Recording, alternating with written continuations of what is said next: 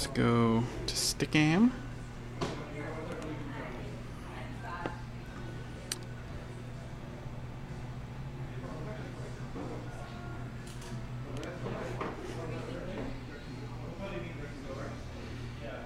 Come on. Next.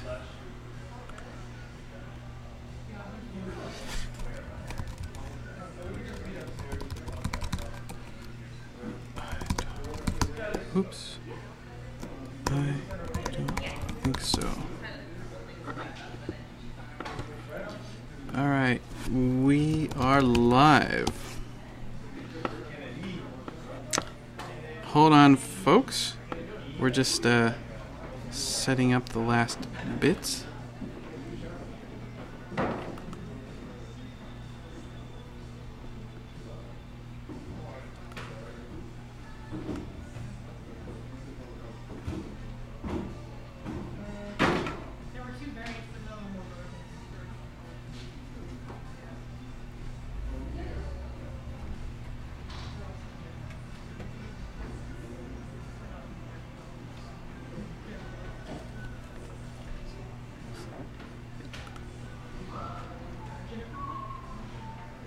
Audio, video. Okay, we should be on.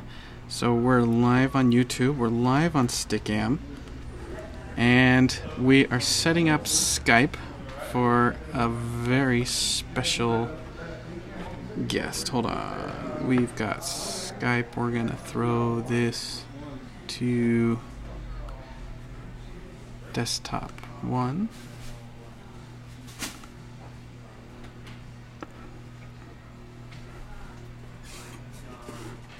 We are going to hit record here, and I think we're live. Hello, everybody. I guess I could take these off right now. Hold on. Let's put this over here. Let's put this over here. All right. I don't really like headphones, but we are testing.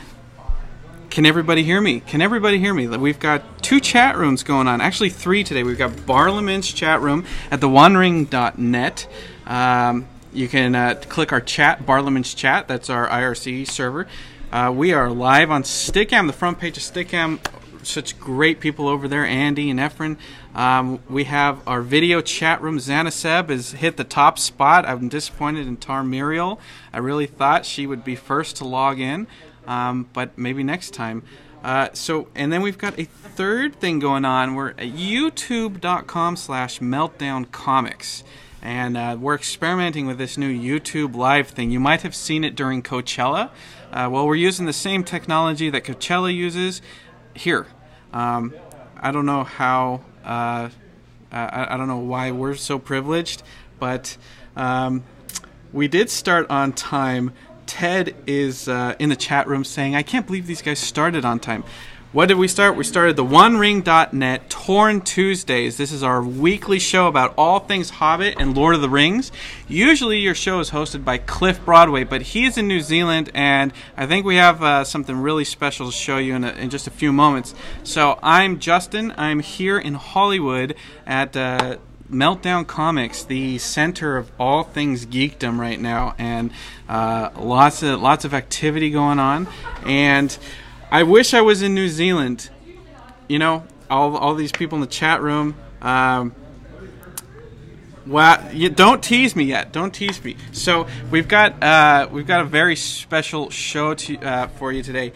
But this week, let's just catch up on some news. So Mr. Sear, our humble reporter, had just returned from New Zealand. He was embedded in the production and of the second movie, There and Back Again, which will be out next year, next December. So all the stuff that the One Ring was given access to, we can't even talk about or even hint at until next year. And the first movie hasn't even come out yet. So And for those who don't know, The Hobbit is coming out this December. It's 2 movies. It's being split into 2 movies. That one little book, 2 movies. First one is this December, An Unexpected Journey. The sequel will be next December, There and Back Again.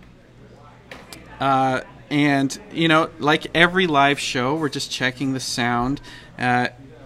Sound is out. Hold on. Sound's working fine. Okay, so Ambassador Took. Yeah, we've got levels. It might be your connection. Okay, that's good. I love this instant feedback. So usually Cliff is the one that's talking. I don't know why people would want to listen to my nasally voice, but what happened this week? Yesterday was Kate Blanchett's birthday. She got more birthday wishes than Sean Bean did. So that says something about the Lord of the Rings fans. You know, elves are more have more fans than men, I guess. I don't know. But we are about to Skype in, live from New Zealand, Cliff Broadway, who is at the personal home of Bruce Hopkins. And let's hope this works. Let me put my headphones on and hold on. Maybe we'll get this working. The jiggery pokery, as Cliff likes to say, and we're gonna go to him, and let's see if we can get this up. Picture-in-picture, desktop, refresh. We are going to Skype current call. There we are, picture-in-picture. All right. Hey guys, are you over there? We're right here. Lights, camera, sound, speed, and action. Beautiful. Hey guys. Hey. How are you doing there in Los Angeles? Hey, we're great here. The sun is shining. The people are shopping, and it's quite a big thing that technology is working this week. All the way from New Zealand. How's it going down there? Did you just get off the flight, and how did you end up at his house? Like, tell us the story. What the hell are you doing in my house? How did I get here? I stepped into a TARDIS, and all of a sudden, bam! I'm here in Auckland, New Zealand. I was just taking a dump, and then suddenly, bam! There he is in my little room. I stepped out of the TARDIS. It was like, what? Well, I thought it was a porta potty, actually, and here I am at Bruce's place. Hey, all kidding aside, I hope you can hear the sound okay. My flight across the ocean was really fine. It was very fine. There were no problems. It was a non-eventful flight, and I guess that's the best you can hope for most of the time. And here I have my friend, Bruce Hopkins, who has been a friend of the OneRoom.net for many, many, many years, and he was very kind enough to meet us at the airport and to show us around Auckland. Yesterday we had a wonderful whirlwind tour that was just a couple of hours. We got to see some amazing things. And I said, hey, by the way, Bruce, if you happen to have a free minute, would you like to do the live show? And here we are. And I had a free minute. In fact, the rest of my life was free. At this point in time, I'm looking for bookings if any directors or any producers. Absolutely. That is amazing. So are you guys following along in the chat room today? And can you see what other people are typing to you? Well, we're about to. No, we have not yet opened that. I'm going to open that window in a second. The thing is, I've been trying to get several different computers to work here, and I'm going to go into the chat room right now, logging in as the real quick beam. I'm not in the Stickcam version of the chat. I will be in Barlin's on the live event page for the OneRoom.net, and here I am right now. Of the several different computers, only one of them is mine. I believe it. I don't know where he got the others. So you can imagine how Peter Jackson is previewing all the 3D footage from all the remote crews that are flying around New Zealand, and the task force that's involved in making sure that all the technology works, and all we're doing is trying to Skype with some fans. Yeah, but we're doing it on a smaller budget too. Yes, indeed. So it might be a little choppy, but that's okay. It's better than nothing at all. Yes, exactly. So we've got, I've actually pulled a clip.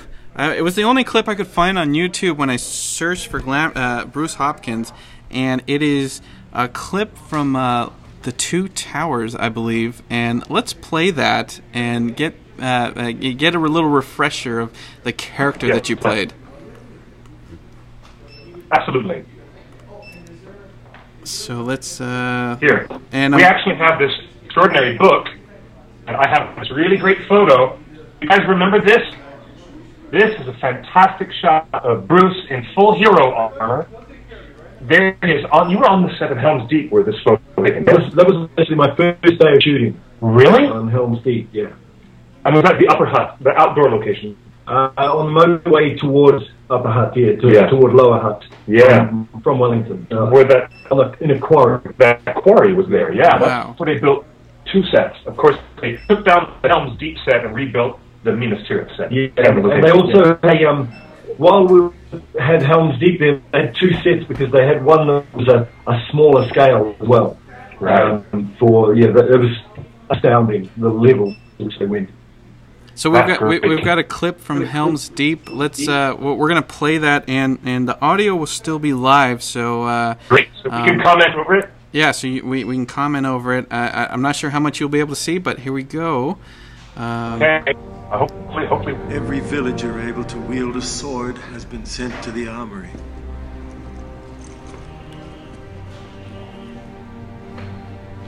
My lord.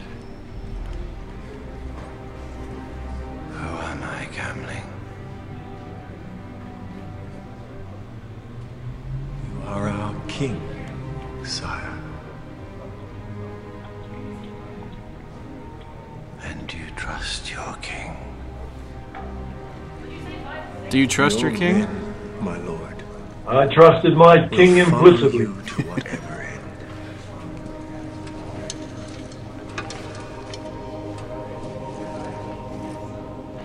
To whatever end.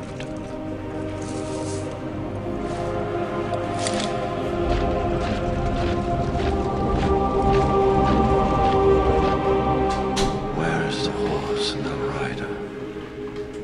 Where is the horn that was blowing? They have passed like rain on the mountains, like wind in the meadow.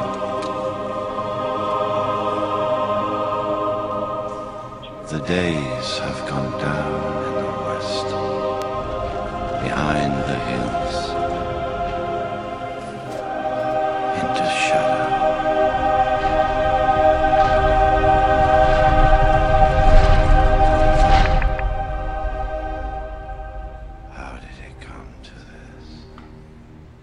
The fans in the chat room are quoting the movie before it even gets to the line. Yeah. So It was an interesting thing to come to because it was the first time that it was just Bernard and myself. So up until then, we'd always been surrounded by heaps of extras and the armies and the peoples of Rohan. And so it was a little bit of a scary moment in a way because suddenly it was like, you kind of realise that you're actually part of the focus, even though the focal point is, of course, Theoden and King Theoden and his delivery of a beautiful piece. But it was quite a sort of fascinating day to shoot. And what was really cool about it was my 3 kids. They had school holidays on this time that I was down in Wellington, so I flew them down to come down and stay with me, and they stayed with me in my hotel room. I think we might have got another hotel room for them as well. They came out, it was my 2 sons, sorry. They came to sit with me. I cleared it and they were allowed to come to sit with me. And there's a shot at the beginning when it's completely silhouetted because the bright light behind Theoden And if you slow that down, you'll see there are some figures sitting low in the doorway.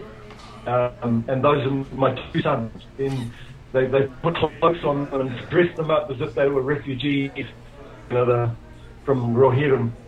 So Rohirrim refugees, so they're sitting in front of that doorway, and it's quite cool. You just see them as these shadows, if you know what you're looking for. Oh, that's fantastic. You, Bruce, how many days were you on location at that external deep set for all those nighttime scenes? And I've talked to some of the other stunties, or that's what the New Zealanders call them, but in America we call them stunt performers, and they talked to me for how many endless nights they were out there in that rain machine. And I want to ask you, what was that like for you? For me, it was fine, because I was just buzzed. What happened, they shot 2 months of night shoots, and then they had a break. They had, I think, a week or a 2 week hiatus, and then they came back to shoot another week. Right. During that time must have been when they decided Theoden, Hammer's going to be dead. Theoden needs a commander, someone to be with him, so he's not calling out the orders to his own army. Mm-hmm. So they wanted me to roll. Literally, I had a week between being phoned and asked if I was available, going to work and trying on the costume. That photo you showed was the costume department coming up to me and going, "Can we get a quick shot?" Because that was their first chance to get a photo of me in costume on set. So for continuity, they took it, photos such as that. So I only had 1 week of night shoots under the rain towers and everything, and I was still on such a high that it was fine for me. I really felt for the makeup and wardrobe departments, because they're the ones. Makeup and wardrobe are there well before the actors turn up, and before the crew turn up in general too. And the actors then turn up and start getting made up, and then the crew start coming. At the end of the shoot, of the day's shoot, the crew wrap up. They head off. The actors go back to get the wardrobe off, and then they go back to makeup to get the makeup off. So then the makeup department in particular and wardrobe have to deal with wardrobe issues. The makeup in particular, they have to clean the beards, the wigs. They have to get the feet ready for tomorrow. They have to. So those guys were doing absolutely ridiculous hours. So wow, you don't ever, and that's what I got that from all of the actors, all of the core cast, the Bernard Hills, the Ian McKellens, the Miranda, all of them. None of them came on feeling like they were working too hard. Right. They looked at the crew around them and went, oh, okay. Yeah. Did you? Was it weird walking into a production that was kind of already a third of the way through, and kind of friendships and relationships had already been established with the cast, and then here's more cast coming in? Yeah. No, it definitely was, and as my role got expanded, because it was only going to be that week in Helm's Deep, and then halfway through that, Philippa Boyens came up and she had some script changes for Bernard.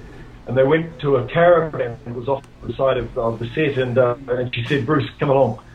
So I went to the caravan with her and Bernard, and she said, "We really like what's happening. You and Bernard are fitting so nicely together, and the way you're coming across with gambling is something that we hadn't." In fact, I'll get Cliff to read this book that he was holding up. There were only ever 100 of these made. They're hand-bound, and they're photo.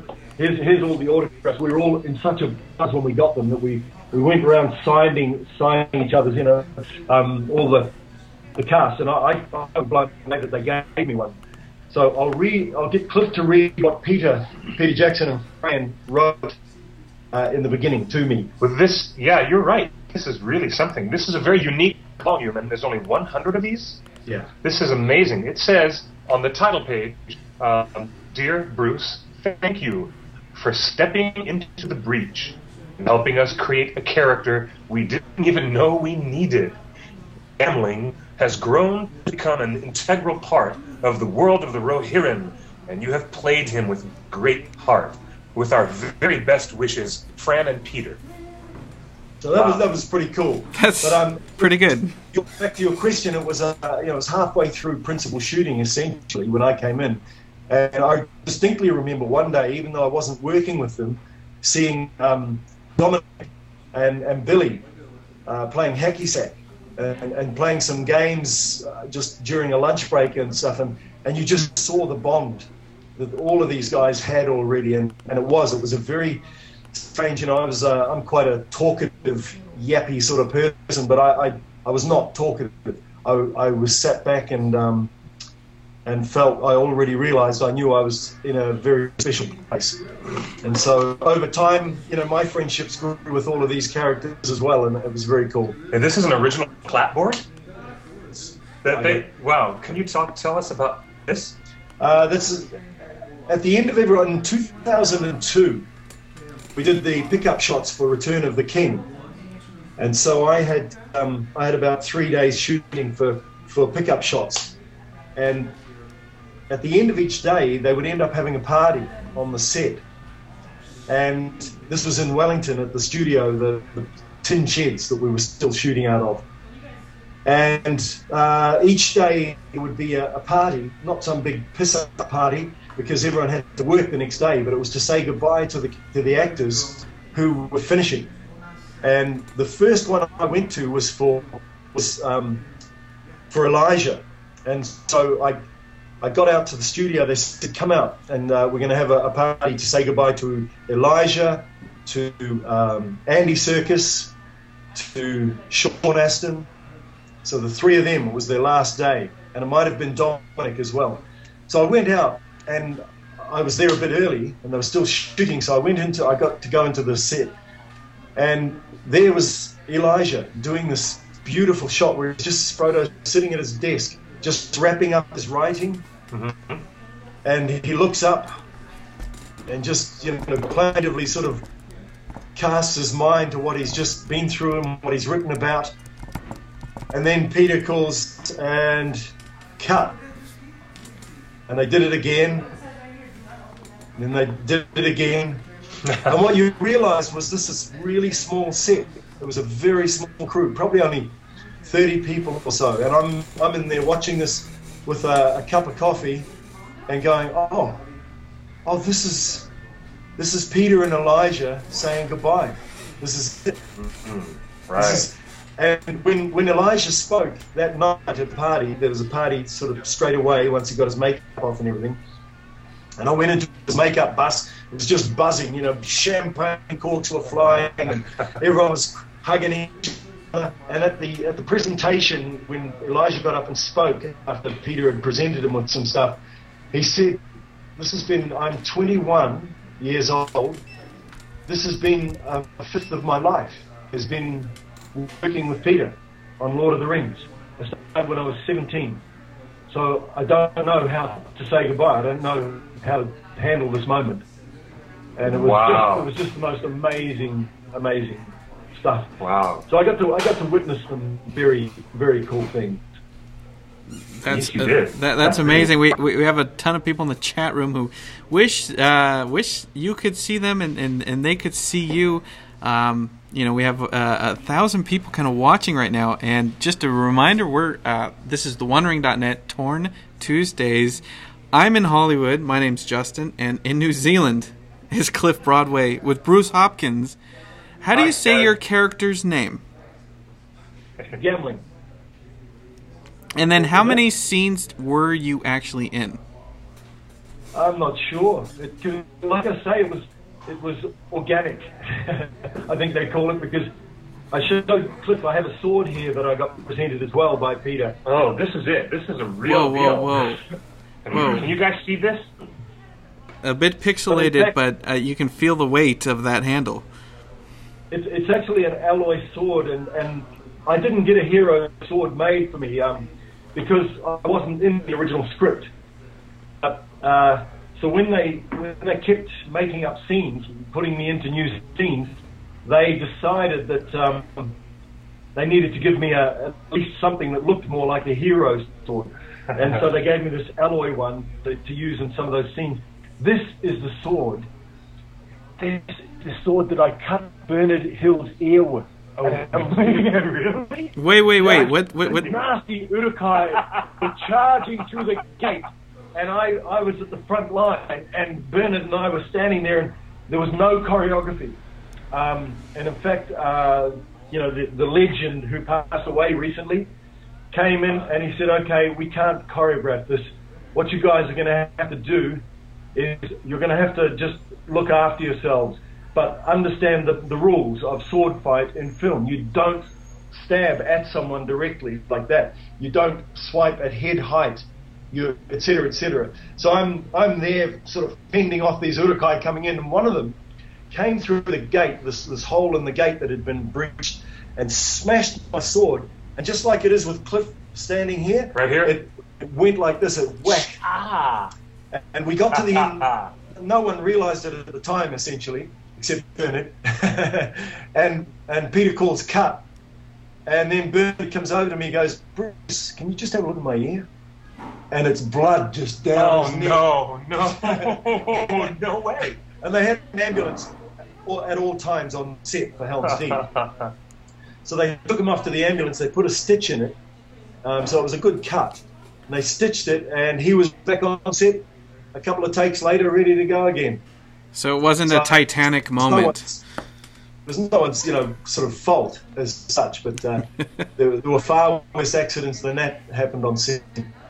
That's fun. I mean, that's like, I'm sure there were a lot of people accidentally bruised, cut, busted, and broken all over the place because you guys were really, really clashing and throwing it all down. One of the stunties, a female, she was one of the lead stunties. Yeah. She had her cheek gashed open, and she had she was wearing an uruk or might have been an orc headpiece at the time. Mm-hmm.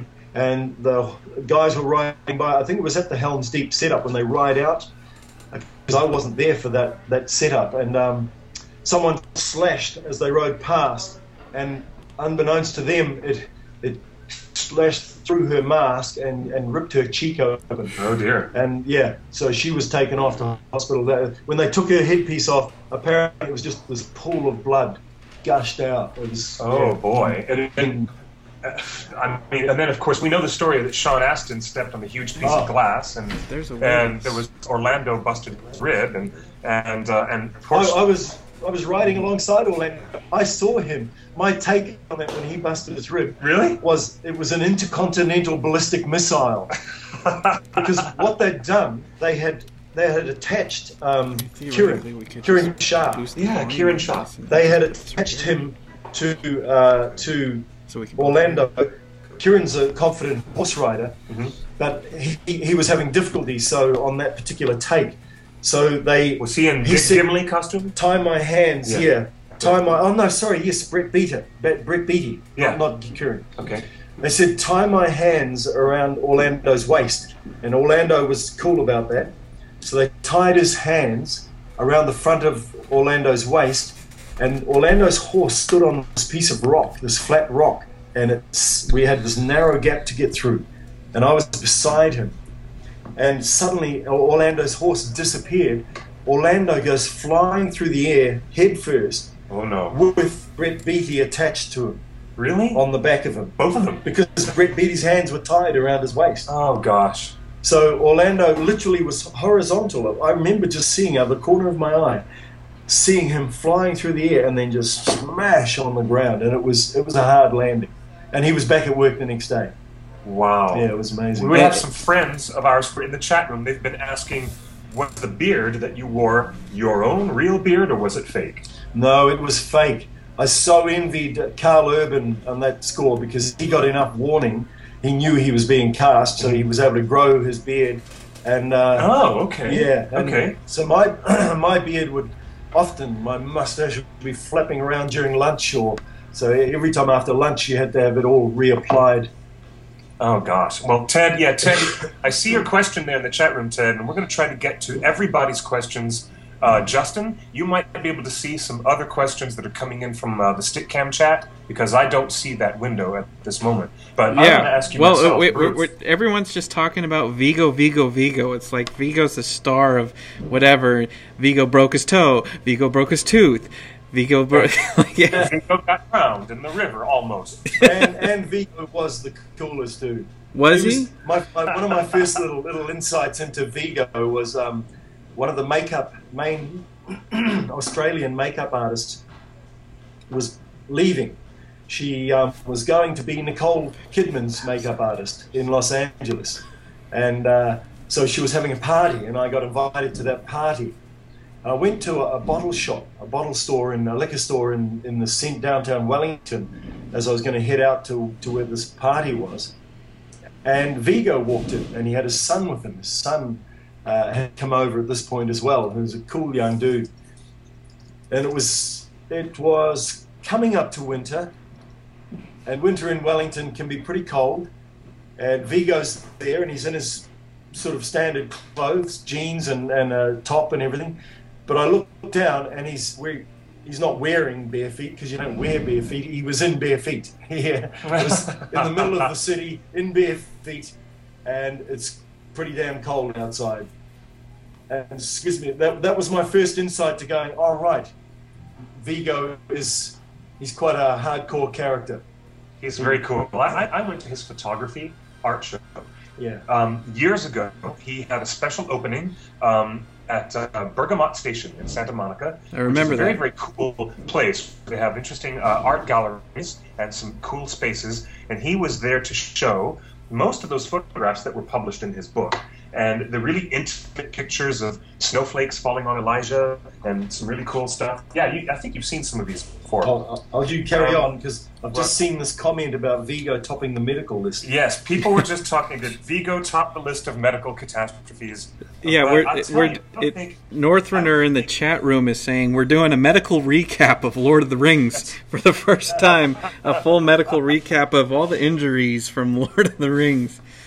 Injuries. Oh my gosh. Well, you guys certainly did have your fair share. That's an interesting photo. Yeah. So did Bernard Hill have heads up on his beard, or does he just always wear a beard?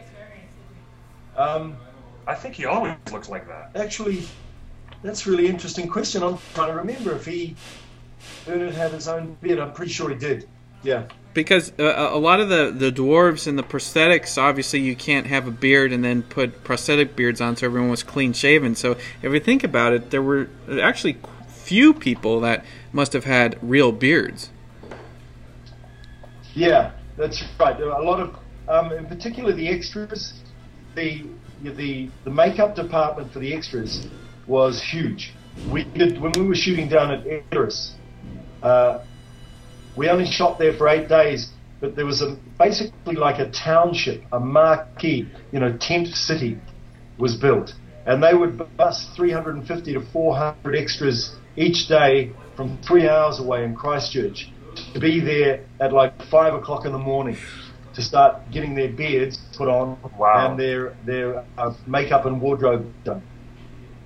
So yeah, it was massive. The whole the extra setup was huge. So they all pretty much some of the Rohirrim, some of the magnificent. We had some magnificent Rohirrim soldiers at Helm's Deep, tall guys with long red hair, their own red hair and red beards. They were magnificent. They were cast by the casting department because they had that genotype of that reddish hair and those beards.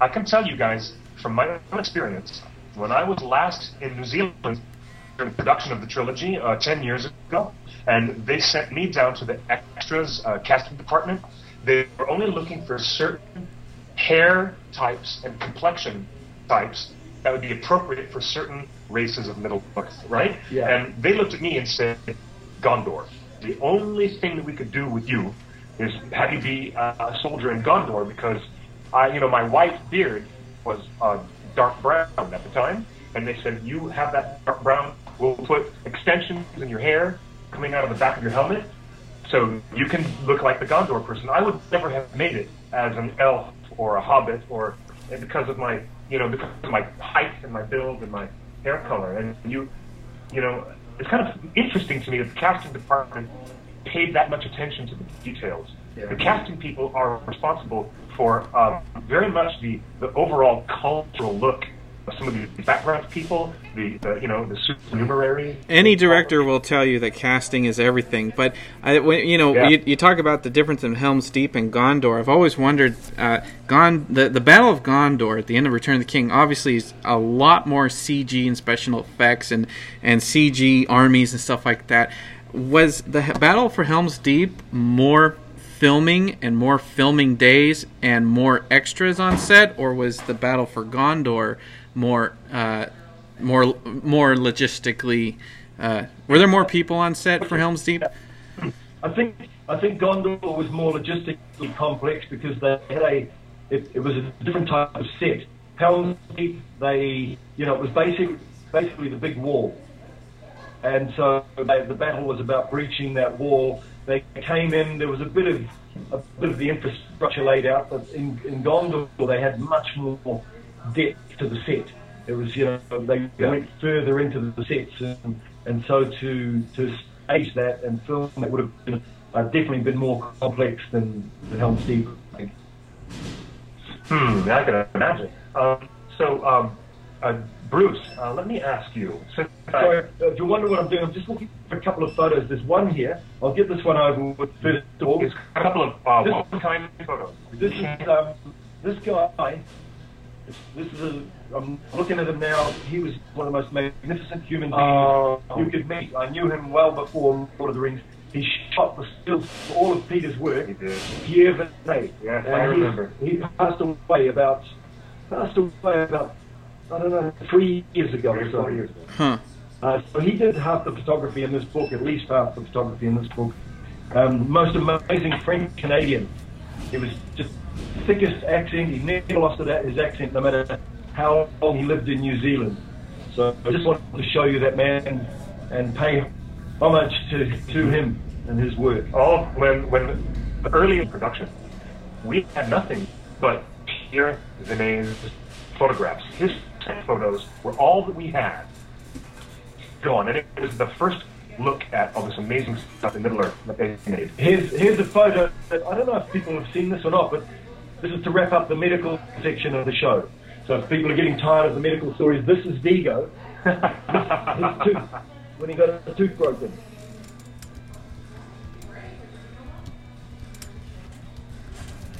That's so funny. Yeah, that's classic. That must be his real teeth. Oh, that's very funny. And the caption under that says, Aragorn, son of Aragorn, was tall and stern as stone. He looked as if some king out of the mists of the sea had stepped upon the shores of lesser men. And that's the photo. Gene Simmons Vigo.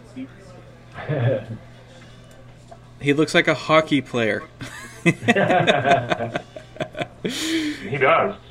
I had a question on tell us about the casting process. How did you find out about the movies being filmed? Because obviously all 3 movies were shot before the first one was even released, so no one knew this was going to be, the blockbuster that it was going to be. So how did you find out about it, and then how did you get the part? About maybe 6 months before they started principal shooting, they went around New Zealand to the main centres doing some casting calls. There was a kind of generic, two generic things they were looking for. People under 5'4", I think it was. They were going to be hobbits. Mm-hmm. And people over 6 foot or over, and they essentially, you had some lines. I went to one of those auditions. It was very generic lines. It was what I later realised was it was dialogue of an Urukai. Really? And then they started shooting, and we had the article in the newspapers about this actor being in town and this actor coming to New Zealand and to work on Peter Jackson's Lord of the Rings. They started shooting. I had long given up. So 9 months into principal shooting, I got a call from my agent just saying they've Lord of the Rings have called up.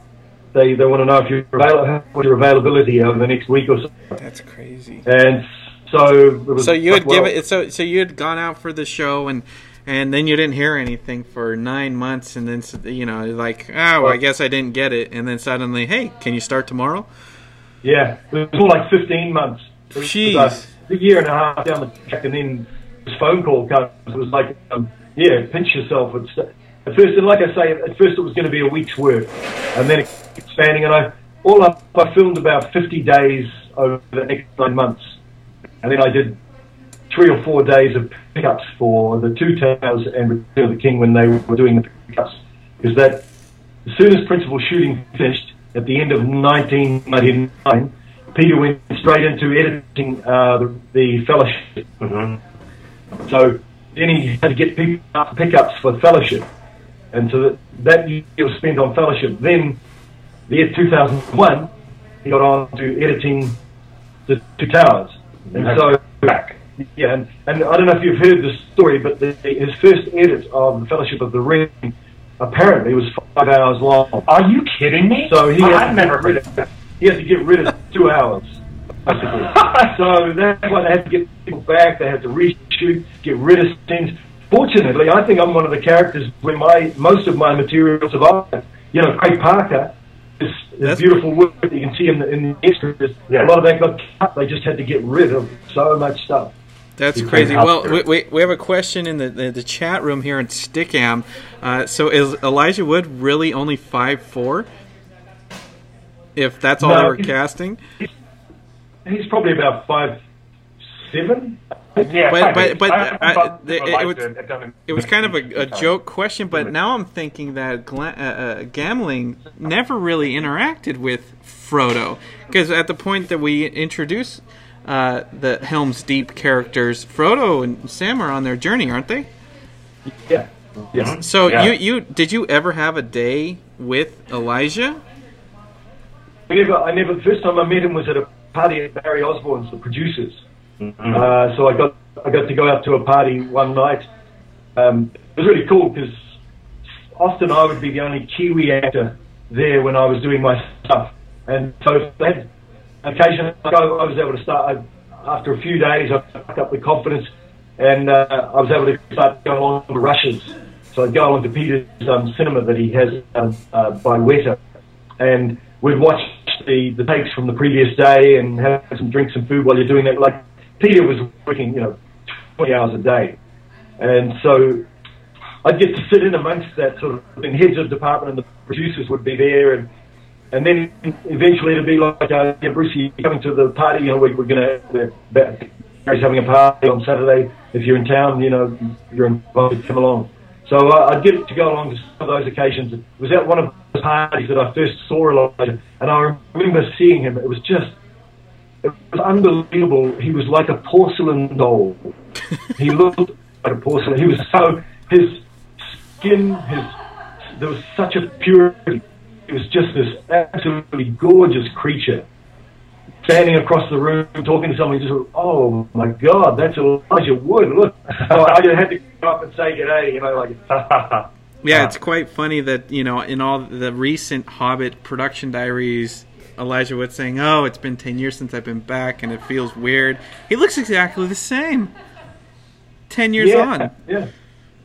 Okay, another question has come into the Parliament's chat, and I would like to also take a moment of station identification and say, welcome to our live show. If you guys have never joined us before, this is the Centerpiece live webcast for Lord of the Rings fans on the OneRing.net. We call our show Torn Tuesday, and I'm being co-hosted here. I'm Clifford Broadway, and there, back in Los Angeles at Meltdown Comics, there's my technical producer, Justin. Hello, Justin Sewell. Hello. And we have our very special guest, Bruce Hopkins, the actor who played Gamling in the Lord of the Rings trilogy.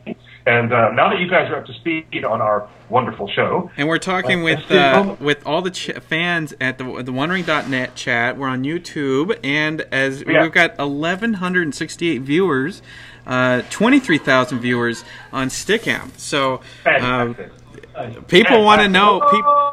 People want to know what it was like filming Lord of the Rings. The man is one of the most extraordinary, generous people, as all Kiwis I've ever met have been really, really generous to a fault. And that's just the country. And I want to say thank you for hosting us and helping us come visit this wonderful place. And I'm really having a great time here in Auckland. But now that I have you here, I didn't get around to saying what the payoff is going to be. I'm going to ask you to do the vacuuming Oh, yeah, I've got some power. You have to earn your keep, Cliff. I'm telling you now, I don't do Windows. I don't have Windows. I live in a cave. Someone said that I'm the real hero of Lord of the Rings or Gamblings because he pushes Frodo and Gollum into the crack of doom. That was good quack control. This is the sword with which I prod the... Here you go! So have you done the convention circuit now that you've been in one of the most epic fanboy films? Have you gone to the conventions in various countries and signed autographs and met with fans, or is that kind of... I haven't been for a few years. I went to Rincon in Germany about 2-3 years ago, and that was the first one for about 3 years. But I've been to DragonCon. I always recommend when... New Zealanders, they don't understand that, even though we have a big event that happens here called Armageddon each year. Wasn't that last month?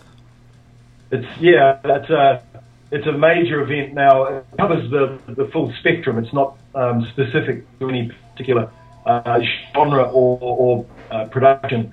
But people sort of say, well, what do you mean? You go to these fan conventions. They think people who go to fan conventions are loopy, that they're crazy. And only a few. I love it because I would far rather hang out for a weekend with people who are passionate about something than people who are cynical about something.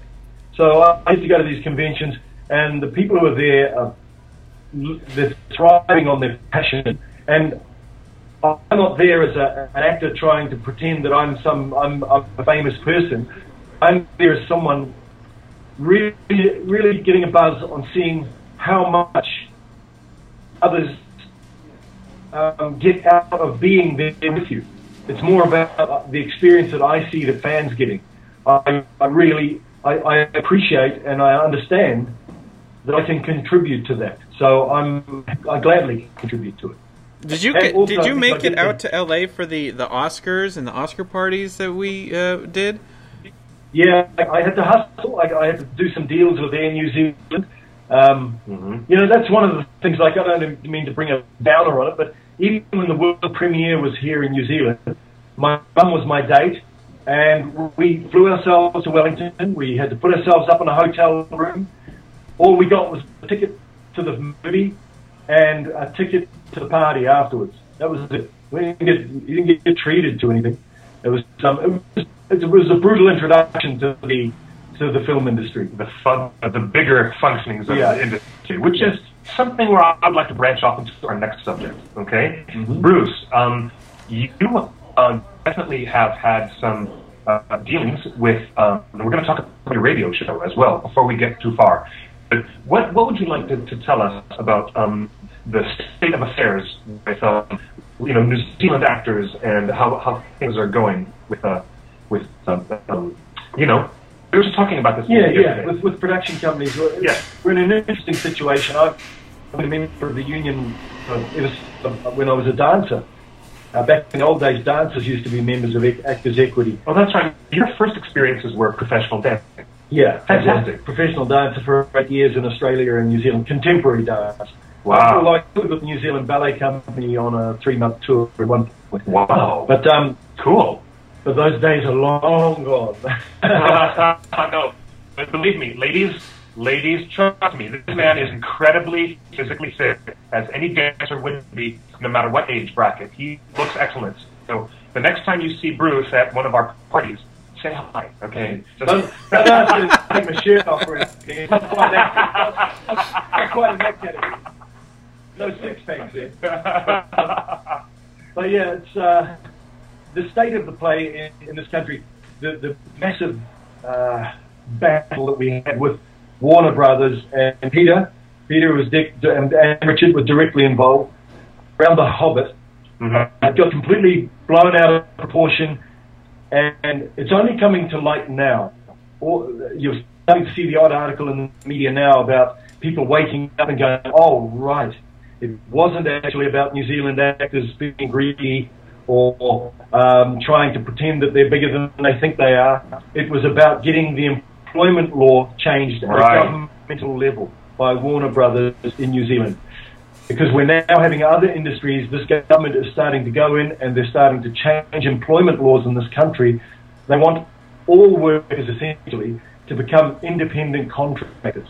So the government that you're currently dealing with in New Zealand is trying, much like Margaret Thatcher did decades ago, to change the laws and push out the power of organized labor on all levels, not just the actors. Yeah. And then it was just perfect timing. Warner Brothers must have just gone, oh, hallelujah, because they had all the, the funding hassles and everything for 2 years, and so, Guillermo del Toro had to give up being on it because it just dragged on for so long for all sorts of issues, and then came this actors issue. And what that was about was the offshore actors. See, I don't get residuals for Lord of the Rings. We don't. Kiwi actors do. We're the only English-speaking country in the world where actors don't get residuals. So we don't. When something becomes huge, I got my day's pay. Thanks very much. Really? That's it. That breaks my heart anyway, because I know that every where I live in Los Angeles, every conversation with every creative person is, how much do I get back end or my residuals, or that's. No back end in New Zealand. That's weird. Unbelievable. I can't talk too much about it because I'm on the Actors Equity Board, and we're currently in negotiations with our local. It's called SPADA. It's the Screen Producers Association, and that's one of our biggest hurdles. Is trying to get the concept of residuals accepted. Having said that, The Hobbit, the Kiwi actors, are getting residuals. They're not getting the standard residuals that offshore actors get, but they're getting residuals, which is fantastic. And that was partly through the international actors. Ian McKellen came out and spoke about it. A number of the international actors spoke out through their unions and said, no, we don't want to come and work on The Hobbit until we know that local actors are going to be on some kind of parity on their contracts. Excellent work.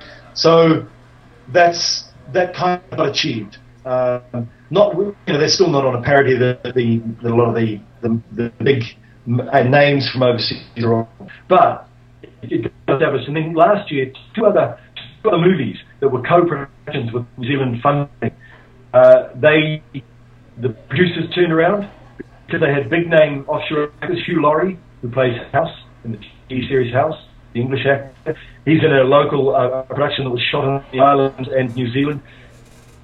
In order to have him on the show, there now is a clause where when you bring an actor who's a member of an offshore guild, then local actors, the producer has to consider giving them residuals and parity in their contracts. So if you have a show that's last year where Kiwi actors are going to be receiving residuals, which is fantastic. Very good. So if you have a show that's a New Zealand show and it's a New Zealand cast and everything like that, things stay the same. But it's this new thing where if you have an international production from a real Hollywood studio and offshore actors are coming to New Zealand, then the local actors get a better deal. That's starting to be accepted now. Yes. Now, if I recall, after the Fellowship of the Ring came out, and before Two Towers had hit theaters, I remember that there was a little bit of a tussle.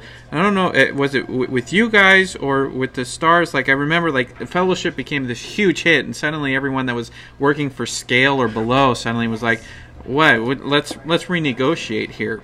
Were you involved in any of that, or did this kind of play into the Hobbit? I heard about that, but unfortunately, they didn't include us Kiwi actors. It was the offshore actors. But I did hear about that before they agreed to come back and do pickup shots. They said, "Okay, look, we need to renegotiate these contracts now," because that was the amazing thing, and that's where the Hobbit's going to be brilliant and everything, but the making of Lord of the Rings will never ever, I do not believe, be replicated in cinematic history again, because it was the digital platform still wasn't in as it is now, and it was a gamble. It was a massive gamble. This little dude from New Zealand called Peter Jackson got given hundreds of millions of dollars to make the movies that people thought couldn't be made, and he was unknown essentially, and so it was a complete It was, where the hell did that come from? And then even through the making of it, it wasn't until the One Ring, you guys, you turned it on its head. We did. Yeah, we did. You turned it on its head because New Line were going to put a trespass order on Erica Chalice, one of the founders. The founders of OneRing.net. Yes. So she's the most wonderful person, and so she was going to have a trespass order slapped on her, I think, because she tried to get and have a look at one of the sets. And so it was like, no, you can't get in here. And in New Zealand, we couldn't understand New Line's approach to filmmaking. In New Zealand, if you're a friend of the director or the crew or whatever, they're just asking you to come and have a look, and it's all pretty open. And suddenly we had this company that was making out like some other industry. We didn't know that industry essentially. New Line eventually went and looked online at what this OneRing.net was and saw the scale of it and the number of hits that were being, generated every day and every week. And suddenly someone in the New Line offices obviously went, hold on. Look, before we put that trespass order out, maybe we should send an invitation instead of putting a trespass order out, because here's the greatest publicity machine you could ever hope for. For free. Thank you. And it doesn't cost 1 cent. Thank you. Honestly, New Line, I don't know if they've ever communicated to you guys or not, but truly, you guys turned the industry on its head. What you achieved, what the OneRing.net achieved through the Lord of the Rings was just phenomenal. Thank you. Wow. I really appreciate that acknowledgement. Wow. Well, it was at a time when the new technology, or we'd call it the new shared electronic world that fans were sharing, it all of a sudden became a petri dish for not bacteria, but for opinions. It was a petri dish for opinion. And the opinion early in the game was, Peter Jackson, do not F up our Lord of the Rings. Peter Jackson, we're watching you. Peter Jackson, don't you dare mess this up. And the energy from the online opinion was mostly nerves. It was mostly, this guy did zombie splatter movies, and he did Frighteners, and that didn't make much money. And what the heck are they doing giving the sacrosanct book of the Lord of the Rings to someone like Peter? And when we started doing this 11 years ago, the OneRing.net was in a position of great cautious hope and trepidation at the same time. And at that time, New Line didn't know exactly how to harness the energy of early opinion, early buzz, and they figured it out eventually, but that's because they had 3 years of practice. Yeah. Well, and thank you very much. I mean, Bruce, I have to say that really means a lot. Thank you for that. Oh man, when I first came back to your question about into the Academy Award parties and things too, I did these deals with Air New Zealand. I would go and speak. They would put on special showings to major clients who could bring their families along, and I would just go and chat and meet people and say a few words before they showed the film, and that would get me a ticket to LA. And I would sleep on Sulla Baker's sofa at the apartment that he was living in. So I would sleep on his sofa. I would rent a rent-a-wreck car. Yeah. I literally, one night, I rented my rent-a-wreck. I drove off to a hotel where I met Craig Parker in the hotel he was staying in. The wonderful Rebecca. She was amazing, this woman who came on board and helped Craig. She was in particular helping Craig, and then she looked after me as well. And she had a limo, and we would arrange for us to hop into a limo, and we would drive to Bob Shea's house up in Mulholland Drive. Mm-hmm. And you just, as a Kiwi actor getting to experience this stuff already, you just go, oh, get out of here, man. And an arm of the government called Investment New Zealand would put on a party each year before the awards as well. 2 nights before the awards was Investment New Zealand. The night before the awards was Bob Shea's party. So for the 2 years of 2000 Return of the King, I went to those parties. And it was just stunning. It was so cool. you know, even guys like Billy and Dom would be standing there having a drink or something, and then one of us, you know, someone would jab the arrow and just go, look, and we'd be like, oh, Sean Connery, oh. Just all starstruck, you know. Well, can I give you? And sorry, the first one, the first Academy Awards, the two hours. One of the coolest moments was going, okay, after we're all going to this party that's put on by OneRing.net. And so we went along, all of us went as one that time, and that was just to walk into that atmosphere with all of the OneRing.net people was mind-blowing. It was really mind-blowing. It was humbling. So we have a question from the fans here. Alex is asking, how did it feel from that lifestyle while making the LOTR movie back in New Zealand and coming back? It was fascinating because it did give you a little glimpse into the world that you were playing in, even though you know we're this small fish down here, and a vast majority of New Zealand movies hardly ever get seen. You know, up until Lord of the Rings in a way that opened up a whole lot of doors. And Whale Rider. Yeah, and Once War Warriors. Oh, my favorite. So, yeah, Once War Warriors. Yeah. So I have a question. What plays into the decision? Obviously, some of the actors you just mentioned, Sala Baker, who played a few characters in Lord of the Rings, he made the move to L.A. And you kind of stayed in New Zealand. What plays into the decision of, like, you're in this epic movie that just made $1 billion? Do you go to Hollywood? Do you stay put? Sala was fascinating. The first time I went over there, and like I say, I stayed with Sala, and it was quite, it really got to me, because he talked about his experience, like he was copping crap from Kiwis, from New Zealand, saying, who do you think you are? You're not a star. What are you doing moving to LA? You're just a star. What are you, like, tall poppy syndrome? And yet he was the first. He was the first who realised this was his opportunity. And it took him years. He's now a member of the guild there, and he's in there. He's working in LA. And I have so much respect for him, because that took him years of hustle to do that. For me, there are more Kiwis are starting to make take that gamble, but invariably it's on the back of a performance. And usually it needs to be on the back of a reasonably major role in a feature film, or a lead role in a TV series, possibly. Often it's through Australia and then on to the States, but more and more we do have Kiwi actors. We've had some in past who've been core cast in our soap opera here, Shortland Street, for years, and they've got a bit of money in the bank, and they decide, okay, I'm over this, I'm going to LA, and they come back after a year or two of really trying. They come back broke. Martin Henderson was one of those. Pretty much the only one of that ilk who have cracked it. We have Cliff.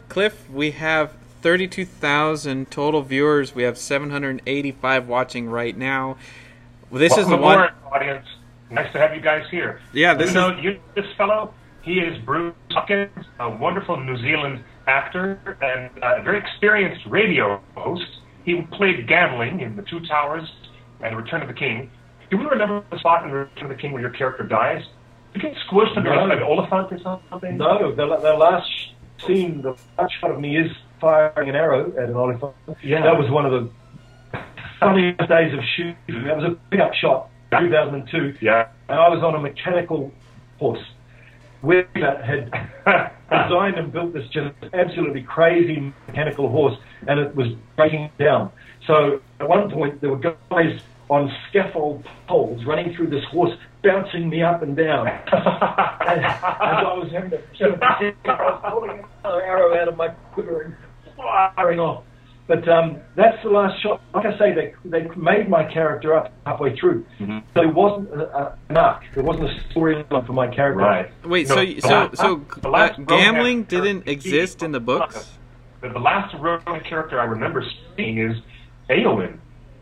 Because after Theoden dies, then we see Eowyn, and then she's picked up off the field of battle. And in the extended version, she has her little music number, her little song number with the Houses of the Healing. I think Emma might have been at the coronation as well, though. Oh yeah, did you shoot the coronation scene? No, I didn't get to the coronation. I was busy. I had to pick my kids up from school. In answer to your question, Justin, that's what influenced my decision, because I went to LA and I met a couple of agents, and I went to Australia, Sydney, met a couple of agents. Essentially, to do anything with those industries, I would have had to move there. I had 3 children. They were, I think at the time they were 13, 2002. Let me just do a quick calculation, sorry. 5, 10, 5. Yeah, they were teens, mid-teens.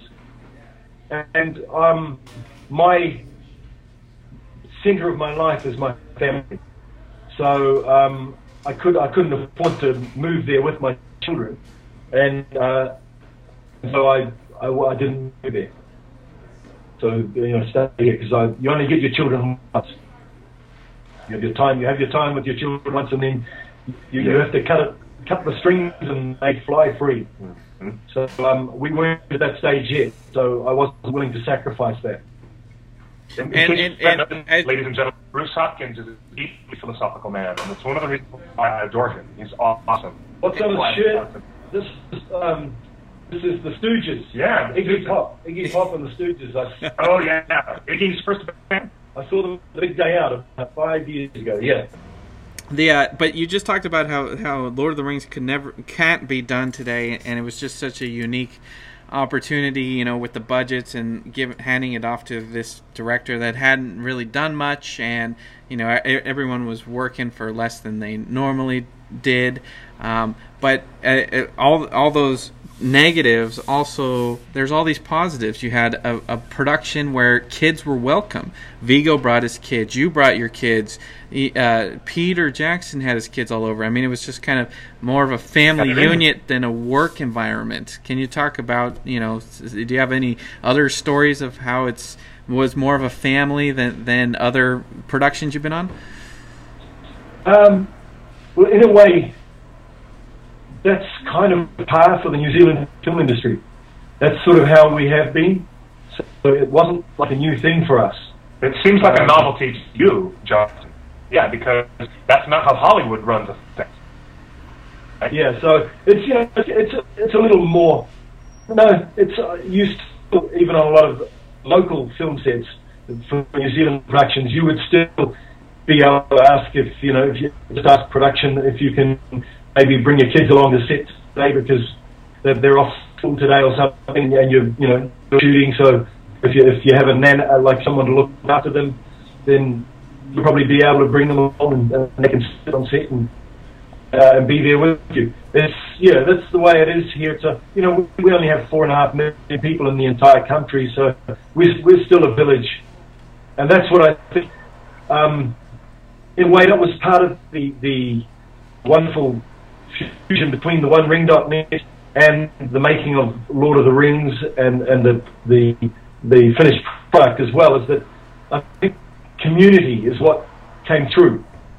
It fused. It did become one that I think the OneRing.net picked up on the fact that, this is unusual, the way this is being made. People are being friendly, like the dudes like Elijah and Viggo, and they could walk around Wellington on their days off and, they didn't get hassled, and they might have some people come up to them and want to have a photograph or something, but they were able to get on with their lives, and they had the run of the town. They were just welcomed into there. Who was the biggest star on set that commanded, not commanded, but people just had a real respect for? I mean, Sean Astin was coming in with quite a pedigree of his family and the movies he'd done, from Rudy and Goonies. I mean, what was there a sense of like there were a couple actors that were bigger than the rest, and it was a privilege to be working with them? I think Ian McKellen was definitely, like, I shared a makeup bus with him a couple of times. It's just him and me, sitting, makeup done, and he and Peter Jackson were the two guys I never really chatted to. I would be very, because like I say, as you've experienced already, I'm very chatty. And, That's why we're friends. That's why we're good friends. So, but those two guys, I really didn't feel like I wanted to go into their space. I was in awe of both of them. Peter, because also he was always working. He always had time for a laugh. It was unbelievable. But Ian just exudes this what we call mana.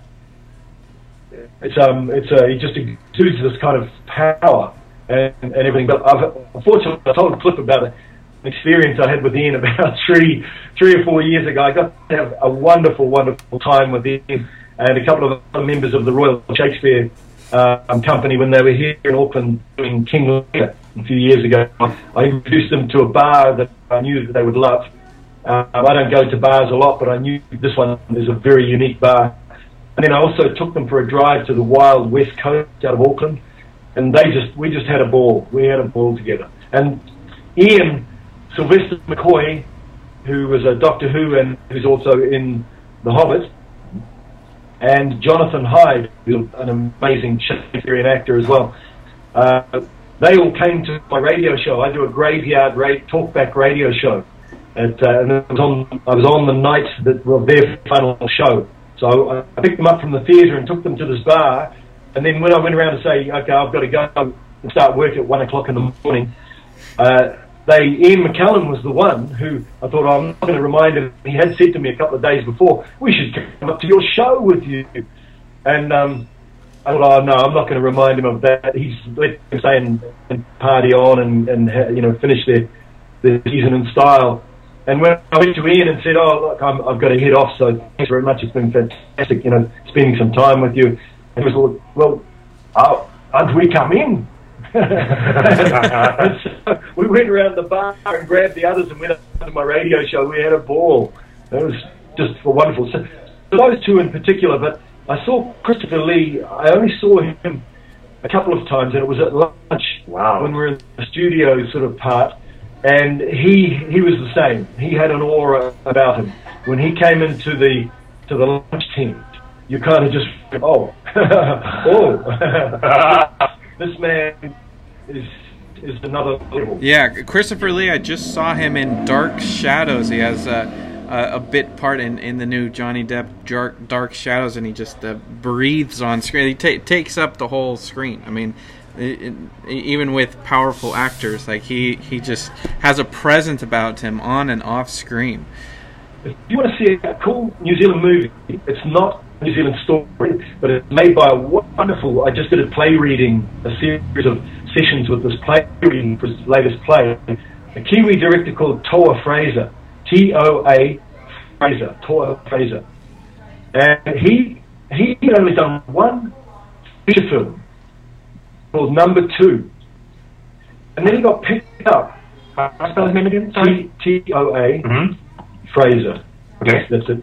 And he got picked up to be the director of an English production called... Oh, I'm yabbering so much I'm having a mind block. Dean Stanley. D-E... Yeah, that's it. Stanley, L-E-Y. It's got Brian Brown, the wonderful Australian actor in it. It's got Brian Brown. Sam Neill, New Zealand's just greatest. I love Sam Neill. Well, you want to see Wasn't he in Effects? That's Brian Denny. No, Brian Brown was in Effects with Brian Dennehy. And Cocktail, too. And Cocktail as well. Well, Dean Stanley it's a bizarre tale. And they shot it most in England. I got to play a farm. I got that farm running over and killed the dog off.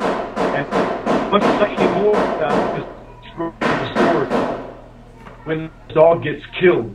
Oh my. But what you were alluding to, Justin, about an actor who just has to breathe on screen, not only is this, in my humble opinion, Sam Neill's greatest ever work. Sam Neill is mind-blowing in his film. His journey, when you watch that whole film, his journey through that film is absolutely stunning. And it's gentle. It's gentle. It's not some big thing. He's one of my favorite actors. But the actor that does what you talked about, who just has to breathe, is Peter O'Toole. Oh, yeah. So people are taller than Dean Spanley. And when he, just the first shot when that camera hits his face, you just, literally, you're sitting in your chair and you just go, oh, oh, oh, oh. Let alone when he opens his mouth to speak, he has an Ian McKellen style voice where they just, as soon as those first words come out, you just nailed the back of your seat. That's fantastic. So speaking of other films, did you work with Andrew Jack? I think that's the close way of saying, why was your accent so bad? That's one thing we got quite conscious of. There was no real accent that each of these people had. But we did have a dialogue coach, and we had two people. One was a Kiwi woman. That's shocking. I've forgotten her name. I wear my dialogue. If you can wait right there. Okay, wait, hold on a second. Bruce is going to hop. He's going to hop right over and get something. Because we're live from Bruce Hopkins' house. I mean, we are live from New Zealand, and I wanted to give the audience something else to chew on. I myself am here visiting in stealth mode to go hang out in all these interesting places in New Zealand, and hopefully down in Wellington. What's this? So that says, read that out, what that says. Oh, wow. It says the Lord of the Rings Dialect and Creative Language Department, New Zealand, from 1999 to 2001. Hold that close up. Yeah, there you go. It's fairly worn. This is my pajama top. So that's that. And then on the back, every department, all the departments put out a T-shirt. Just now hearing the drums. Lighting department, the grip department, everyone. And so this was the ADR dialect. And on the back it's got, it's okay. We'll get that into ADR. So you said live on the set, you knew you'd have a chance to redo it completely, right? Yeah, pretty much. Because even the sets, what were being used as studios at that stage were just tin sheds, massive warehouses. So. Speaking of warehouses and sets, there's this huge debate that has started with the Hobbit diary videos of how fake the sets look, especially of the forests. And so I guess my question is, when you were on set for Helm's Deep and Gondor, which looked fantastic on camera and looked realistic, dripping wet walls and things like that, did it look just as fake when you were filming on them? I don't think so. I think the the internal greens, so the greens department, they're the ones who create the forests and will do studio sets that to replicate exteriors. That's a much more difficult scenario than being on like Helm's Deep was built onto the face of an actual rock quarry. So that's a different style of skill really required there. And I remember shooting, we shot some stuff. I'm trying to think what the scene was. We were riding, it might have been around the caves. When we were riding toward the caves of the dead, but we were inside a warehouse, a tin shed, where it had replicated a forest. And I remember seeing that scene in the film and thinking, no, I can believe that. So all I'm thinking is maybe with what has been viewed so far, possibly there's a bunch of post-production work still to be done before you'll see the finished product, and it will be more convincing. Indeed. Now let's go on to your radio show. Can you tell us where the fans in New Zealand can hear your radio show directly on the dot, but there's an internet log or an archive so that other fans internationally can be part of your radio show? Yeah, it's I do 2 radio shows. I do a talkback show. That's on a station called Radio Live. Mm-hmm. So you type in radiolive.co.nz. and you'll be able to click through to the listen. From there, there's also a studio camera. I started doing a thing where I got to the camera after music hour, and I try to do a little magic trick or something. I try to call my show it's officially called the Overnighter. It's the graveyard. And I only do it once every second Sunday. And I try to add on, it's the Overnighter, the Overnight Global Village, because what I do definitely try to get into is one ring.net base and the people from the fan convention that I've met. So it's really cool because I do have people come online. I'll go on Facebook. We have the slowest computer in the universe. This is a major media company in New Zealand, and the in-studio computer is so slow. But I go on Facebook. I'll have that on Facebook. I'll have my Facebook page up most of the time, and be checking emails as well because some people send in emails or texts. But I'll chat with people on Facebook, and I love it when I see someone's listening. They'll send me a message, say, "Hi Bruce, I'm listening here in Toronto," or "I'm listening in Germany." A lot of Germans listen, and I'll get a Kiwi caller. So someone, a lot of older people at that time of night, insomniacs, and I'll get them to say hello to the person in Europe or the person in the States, and it's cool. I love it. And we have a truck driver. We can have a truck driver from Detroit. Big Mike is his name. He delivers to the McDonald's suburbs in Detroit, and he listens to New Zealand talkback on his iPhone in his truck while he's driving. He loves New Zealand talkback. Oh, really? That's kind of cool. Big Mike. So sometimes I call him up. Sometimes phone him up. We'll arrange to talk with an American truck driver in Detroit. I bet you he adds an interesting, colorful commentary. Well, he's interesting because he's keeping up with New Zealand as well through the talkback. Yeah. So he knows some of the stuff that's going on here. Mm-hmm. Every week I call an entertainment lawyer in Venice Beach, Rosen, who he's a guy I met early on over there, and he and his wife are both now have residency in New Zealand. They got married in New Zealand. They're both Americans. They came here and got married. They fell in love with this country. They have property up in the Bay of Islands. So I have he's my American correspondent, my LA correspondent. Cool. We talk things American with him each week. So that's one show. I do it till 1 o'clock till 5:30 now in New Zealand on Sunday morning, and then I do a music show on a radio station called Radio Ponsonby, and I do that every Monday from midday till 2 p.m. Every Monday? Yeah. Okay. So, and I love it. I don't talk much at all on that one, believe it or not. So I think that's around. I just love music. I love playing all sorts of music. I think for us Pacific U.S. people, I think that's around 6 p.m. Sundays, 6:30 p.m. Sundays, and going east at an hour for each of our time zones.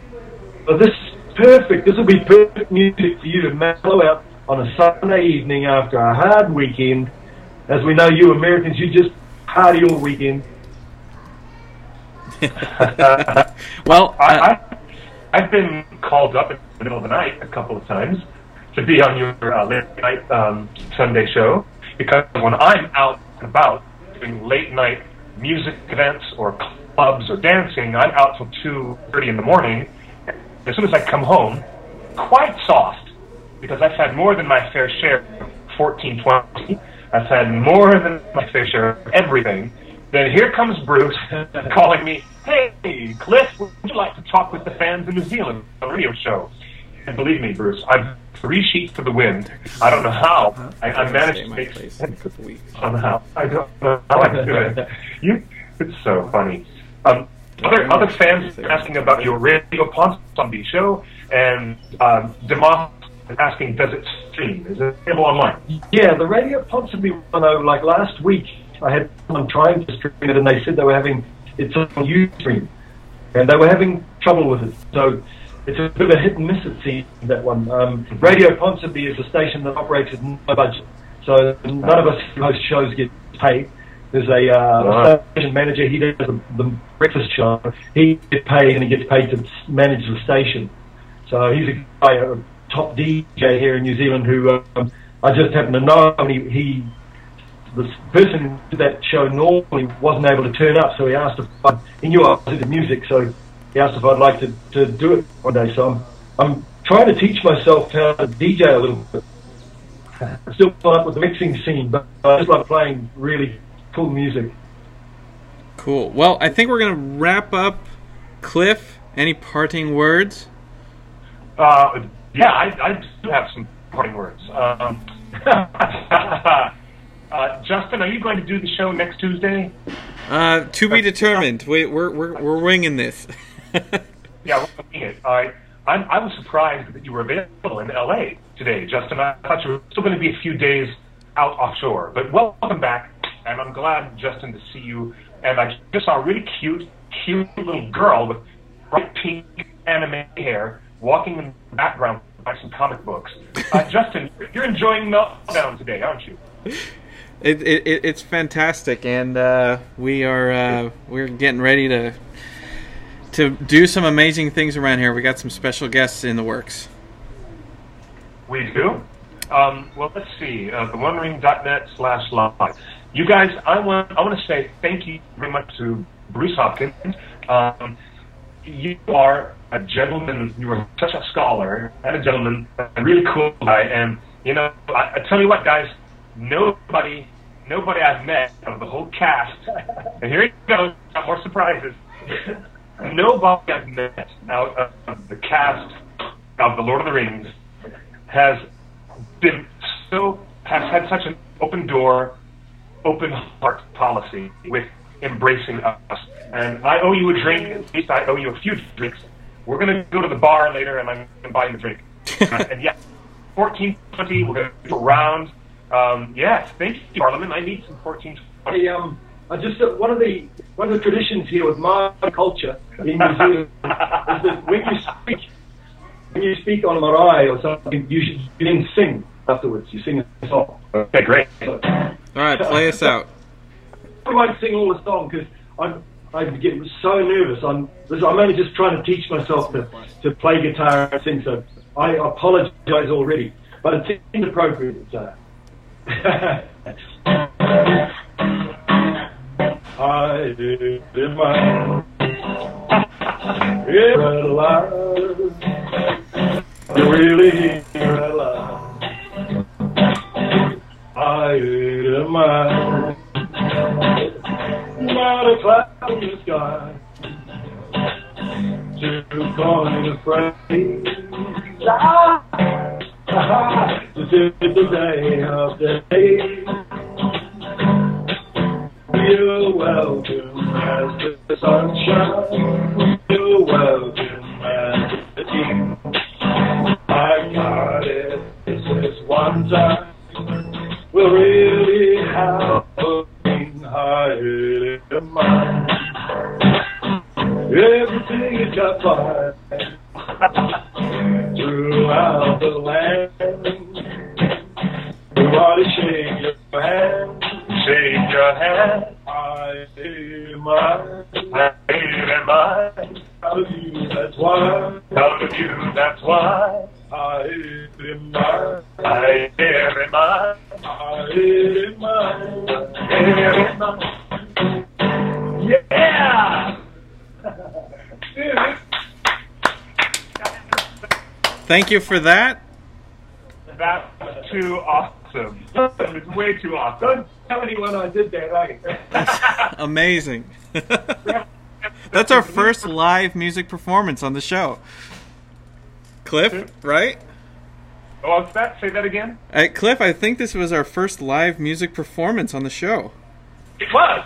And I think, all right, that was really, it can only get better from here. Well, it was good to see you guys, and I'm so glad we got this going. I'm so glad you're in New Zealand, Cliff. You must be like in heaven or close to heaven now. You're in heaven right now because you're hanging with Glamling. Fellow red shirt.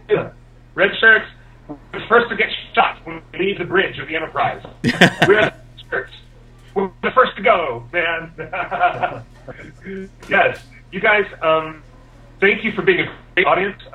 Justin, I hope we have this recorded so we can have an archive and show it to our friends later on? Absolutely. Excellent. Thank you so much. Really enjoyed it. Like I say, I love the interaction with the passion that you guys have. Well, Thank you, Bruce. we love He's it. the best. Thank you for such the kind words, and the entire OneRing.net community. We'll enjoy the archive of this, and we'll be looking for you in everything that you do.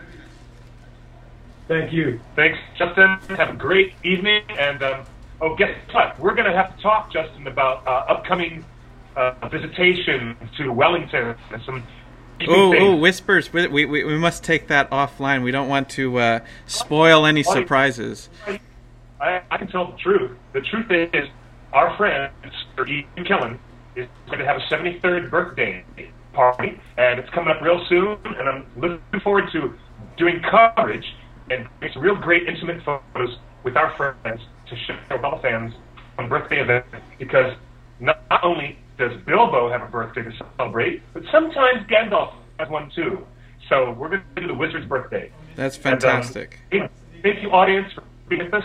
I believe we hit 32,453 people. How about that? Woohoo! Nice. We got it. All right, we'll talk to you soon.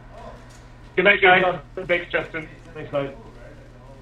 And that is the OneRing.net Torn Tuesdays. It is Tuesday.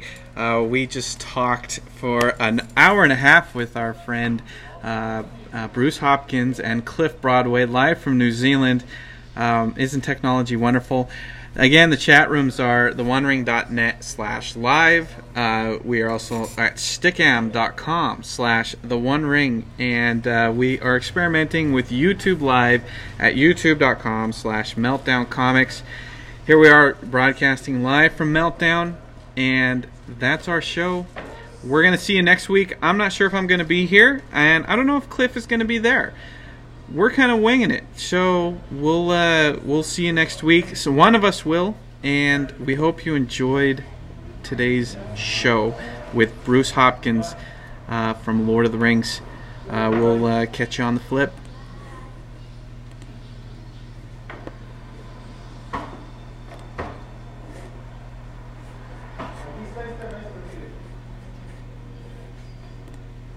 All those people that are in the right-hand corner here, I mean, who gets to choose who gets to go there?